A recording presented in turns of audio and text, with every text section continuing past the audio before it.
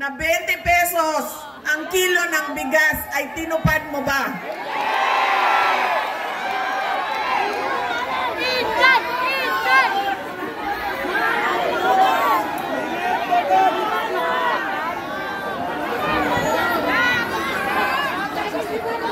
Pangako noong taon 2022 na kampanya, 3 taon kinalimutan at ngayon may darating na naman na halalan. Meron na naman tayong kuno 20 pesos na bigas doon sa Visayas. Na para bang nakalimutan na ang Luzon at Mindanao dahil hinahabol ang boto ng Visayas. Yan ang ugali natin. Hindi na natin tinatanong, nung tumayo ka ba, binigay mo ba yung pangako mo? Pangalawang ugali ng mga Pilipino sa pagpili ng kanilang mga leader. Galing sa pamilyang mga politiko, galing sa sikat na apelido, na endorso ng sikat at mahal natin na tao ay automatic ang boto natin. Hindi dahil Duterte yan, ay automatic ang boto ninyo.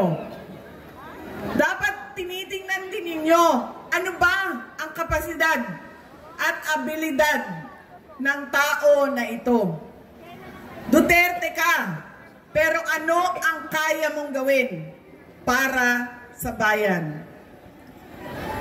Kailangan ko banggitin na ang congressman ninyo dito sa distrito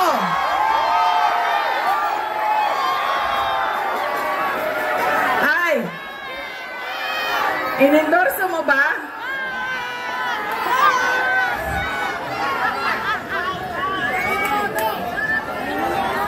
Yan ang example.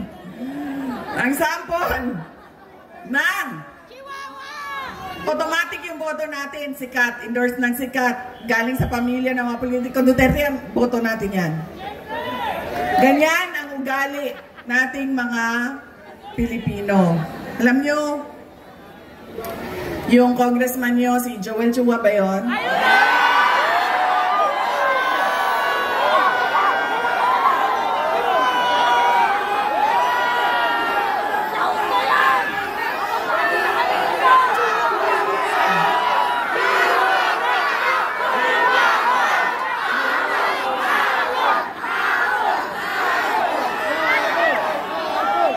Sabi nung isang kaibigan ko na tiga Cebu, na kaibigan din niya, sabi niya, pare, bakit mo naman ginaganyan si Sara? Wala naman niyang ginawa sa iyo. Sinisira mo ang pangalan.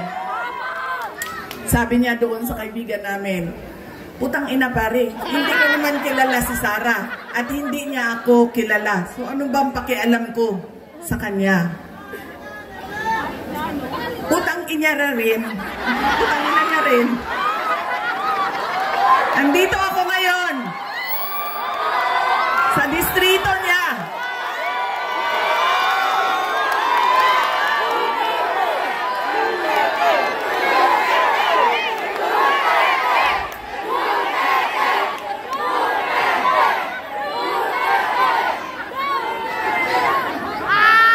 Nagpapakilala ako sa inyong lahat.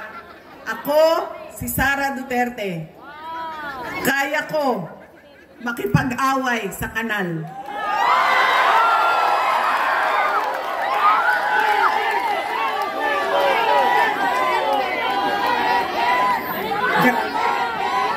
Kami, kung saan kami galing, doon sa Mindanao, sanay kami sa wala.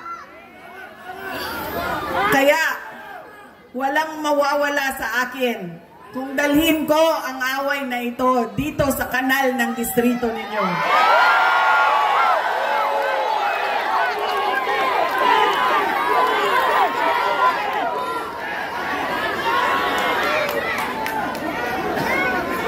Mga sis, saan kayo galing?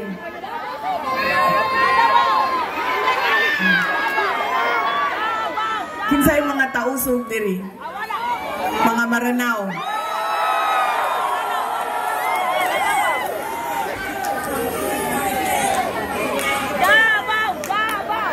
Kinsay mga Bisaya.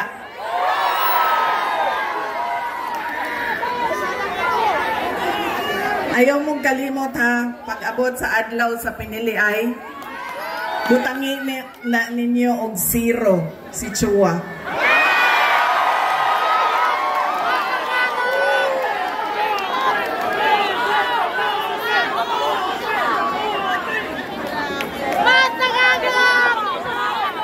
Pangalawa, sikat na apelido, pamilyang politiko, automatic ang boto natin. Pangatlong ugali ng mga Pilipino sa pagpili ng kanilang mga leader. Kung sino yung may pera at bumibili ng boto, ay ibinibigay natin ang ating pagkatao sa kanila. Alam nyo, galing akong Bacolod, galing akong Manila, kahapon, Quezon City, tinatanong ko ang mga tao, magkano ba ang bilihan ng boto? 2,000, 3,000. Meron pang bilihan ng boto na tawag ay tupad, akap, AIX, MAIP. Ginawa ng legal ang pagbibili ng pagkatao ng mga kababayan natin. Yan ang ugali natin. Kung sino yung magbabayad, bibigay ko sa kanya ang boto niya. Tanggapin natin ang pera. Bakit hindi? Galing naman yan sa gobyerno. Hindi na, ibibigay ko yung buong paako sa inyo kung merong politiko nagbibigay ng pera na galing sa bulsa niya. Lahat yan, galing yan sa pondo ng gobyerno. Buwis natin yan. Tax natin yan na binabayad natin. Tanggapin nyo ang pera. Pero, pag-isipan nyo, karapat dapat ba itong tao na ito na maging leader ng aming komunidad? Dahil pag binibigay natin ang boto natin at hindi natin pinag-iisipan ang ating shade na pangalan, babalik na naman tayo doon sa hindi ko na kailangan ibigay ang pangako ko sa inyo habang ako ay nangangampanya dahil binayaran na kita para